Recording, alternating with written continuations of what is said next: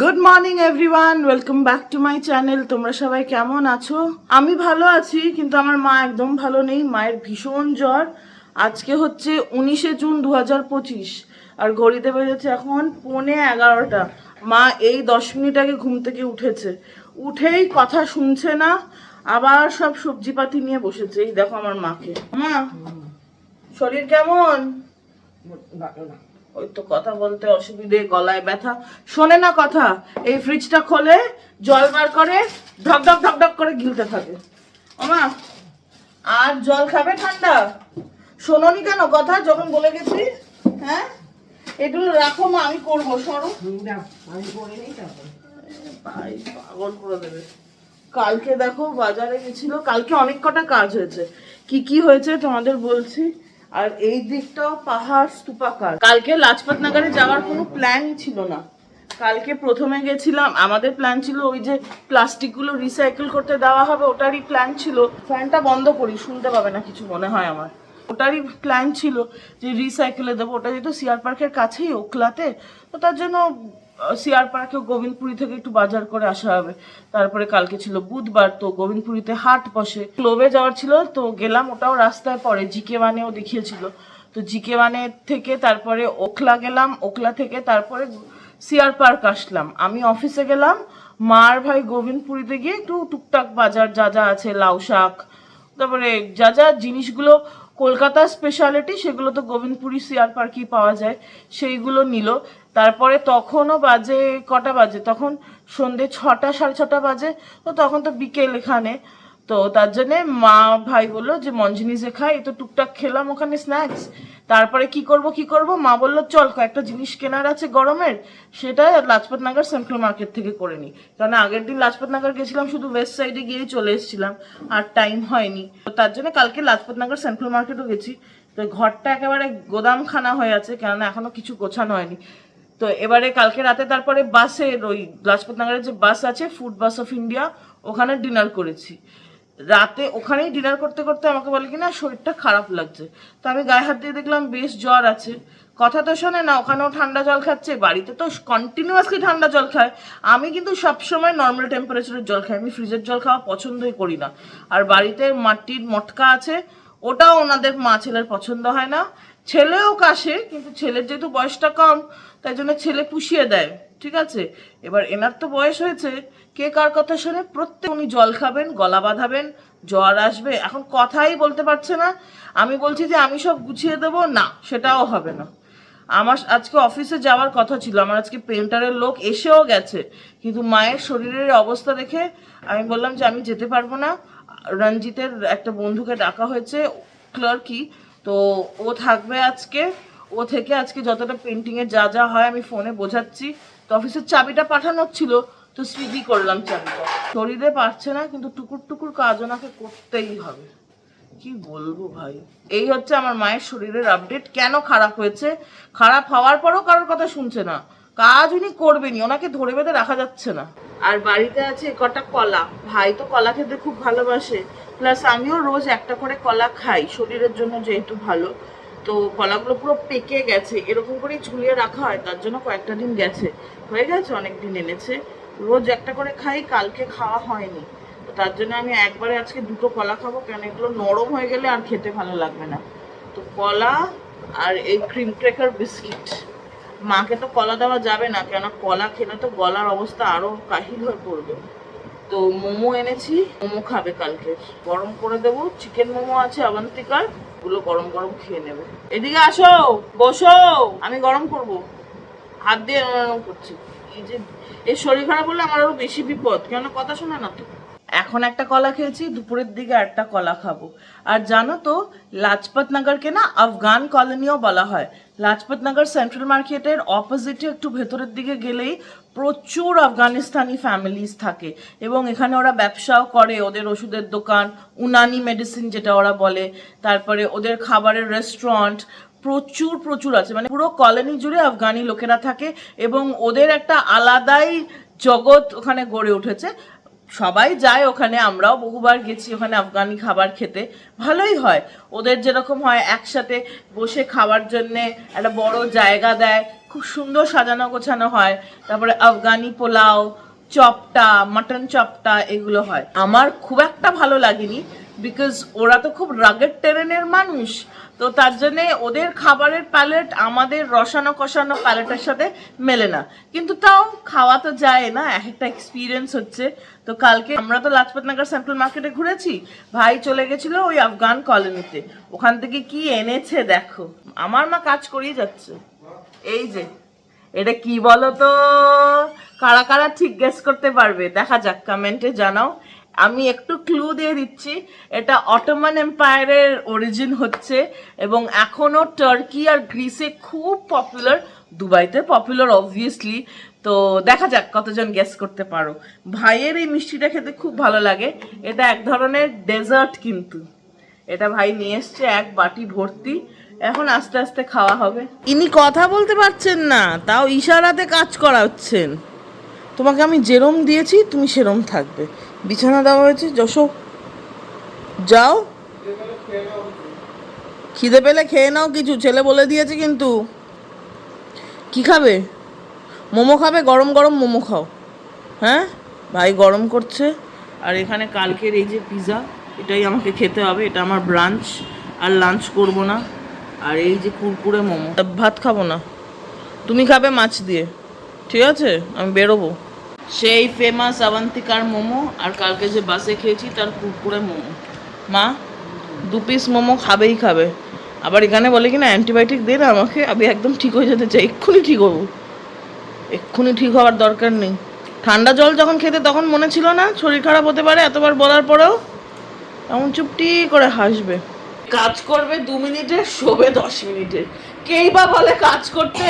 এই তোমার ছেলে মেয়ে অক্ষম? ও বাদিয়েছে সন্তামনা। এই দেখো ঘড়িতে কটা বাজে, 11:15। আমাকে ওখানে দুধছাই করে দাঁড়িয়েছে। ওমা শরীর কেমন? খুব খারাপ? তো শুয়ে আছো এই টাইমে? সব ঢপ দিচ্ছে আমার মা। শরীরটা মোটেও ওনার ভালো না, কিন্তু ওনাকে তাও সব কাজ করতে হবে। বেশ হয়েছে, এরম ভাবে কয়েকদিন শুয়ে থাকবে। আহা, ভিক্টরি ফর মি। কেউ চায় না তার মা অসুস্থ হোক, আমিও চাই না, কিন্তু যখন মানে সুস্থ থাকে, টো করে আমার মাথাও খায়, ভাইয়ের মাথাও খায়, সবার মাথা খায়। আজকে যা আমাদের হেল্পিং হ্যান্ড করবে তাতেই ওনাকে সন্তুষ্ট থাকতে হবে। আমি পারলেও করব না, ইচ্ছে করে করব না। কেন এত বেশি কিসের মায়ের আমি বুঝি না। বেশ হয়েছে, শুয়ে থাকো মা। আবার জানো তো বেশি বললে কি বলে, মরলে বুঝবি। মানে থ্রেট দিতে আর কেউ পারুক না পারুক, আমার মা পারে। আমার আজকে বেরোনোর কথা ছিল, কিন্তু সেই মিটিংটা ক্যান্সেল হয়েছে, বলছে বিকেলবেলা আমার আর ইচ্ছে করছে না, দেখা যাক। তো ফ্রিজ খালি করার তো বললামই তোমাদের, ফ্রিজ খালি করার ডে। ইয়োপপ একটা ড্রিঙ্ক ছিল অনেক আগের, এটা আমি অর্ধেক খেয়েছি, অর্ধেক মা খেয়েছে। আজকে আমাকে শেষ করতে হবে, তার জন্য বার করে রাখা হয়েছে। আজকে কোনো রকম রান্না বান্না কিচ্ছু হবে না। কি করে হবে, পারছেনই না ইনি। এই যে আর এদিকে ফ্রিজ ভর্তি আমার, মানে এত খাবার, দুনিয়ার খাবার ফ্রিজে দিচ্ছে, থাকাচ্ছিস কি? মোহনী যে বসে খেয়েছি, আবার নিয়ে পোটলা করে এসছে। আবার কোথায় গেছে রাজপথ, ওখানেও খেয়েছে, খেয়ে পোটলা করে এনেছে ঘরে কিনে। তাহলে ফ্রিজের দিকে তা আগের দিনেরও রয়েছে, রোজ বস। আমার বদনামটা ভালো লাগছে না তোমাদের? আমারও লাগে, তোমাদেরও লাগবে। বাজার করি শুধু। আমি নাকি বাড়ির খাবার খাই না, এটা হয় কখনো? বাড়ির খাবার আমি ভাই দুজন, তাহলে তুমি একা নয় যে তুমি একা। আমার আত্মার এবার শান্তি পেলো, আমার একার বদনাম হচ্ছে না। এই তো মার ফেভারিট পাস টাইম।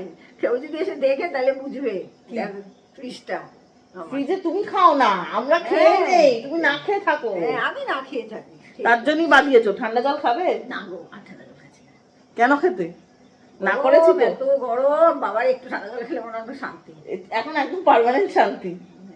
তাও বলছে বস, চুল বেঁধে দেবো, এই করে দেবো। আর আমার ঘরটা দেখবে কি সুন্দর গোডাউন, টানটানা। ফ্রিজ গোডাউন না, মা খায় না গো, তার জন্যে এই মহিলা কিছুতেই অ্যাকসেপ্ট করবে না।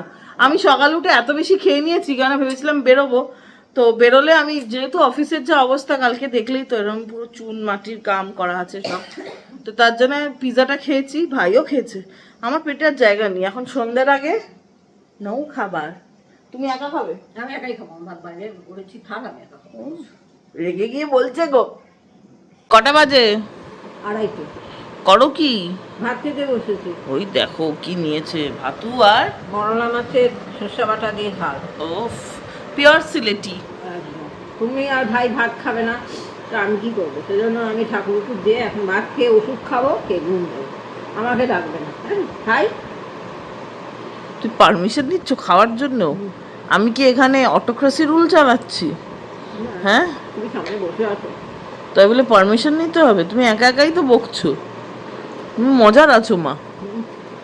মজায় আছে। ও মজার না, তুমি তুমি মজায় আছো। একদম খুব মজা, সত্যি মজায় আছে।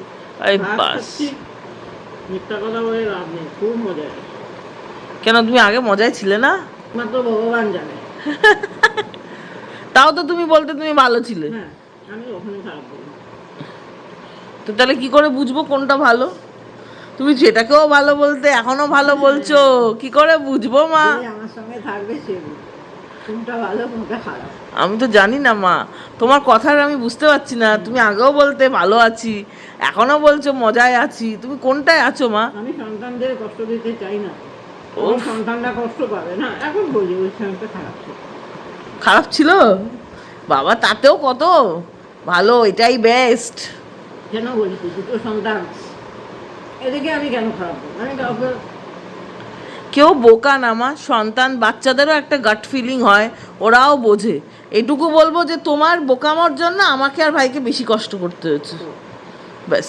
তার ডিফেন্স কি? করো, বেশ করো, করেছি করো, বেশ করেছি, করো কষ্ট। এই যে এখানে এই টুকুস বুড়িটা দেখছো, এত শরীর খারাপ নিয়েও এইখানে দেখো লেবু জল বানিয়েছে, পেয়ারা কেটে রেখেছে, আনারসটা কাটাই ছিল কালকে। মেয়ে লেবু জল খেতে ভালোবাসে। কে বলো তোমায় অত কাজ করতে? বাজার করবো না, এত লেবু এনেছো। এনেছি, আমি কাউকে দিয়ে দেবো।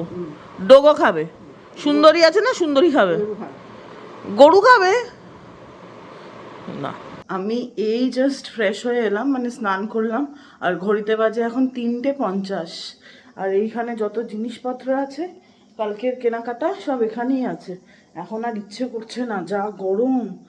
আর আমি না গরমকালে ক্রিম লাগাই না মুখে, আমি লাগাই হচ্ছে গিয়ে অ্যালোভেরা। অলমোস্ট শেষের পথে, কেনা হয়নি, সেদিনকে মেট্রোতে গেলাম, কিনলাম না। দেখি এর মধ্যে কারকাটুমা করতে যাবই, তখন কিনে নেবো।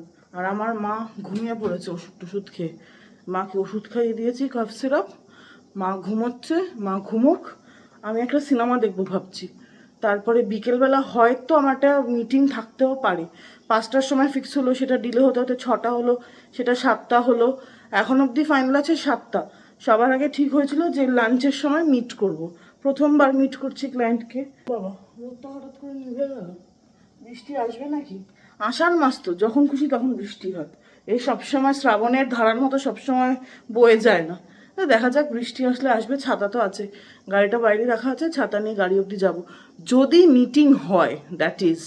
যাই না, প্রথমে কথা ছিল যে 2টোর সময় দেখা করব, 2টো থেকে 5টা, 5টা থেকে 6টা, 6টা থেকে 7টা হয়েছে, আদৌ হবে কিনা জানি না। তো আজকে দুপুরবেলাটা বেশ আরামই কাটাচ্ছি।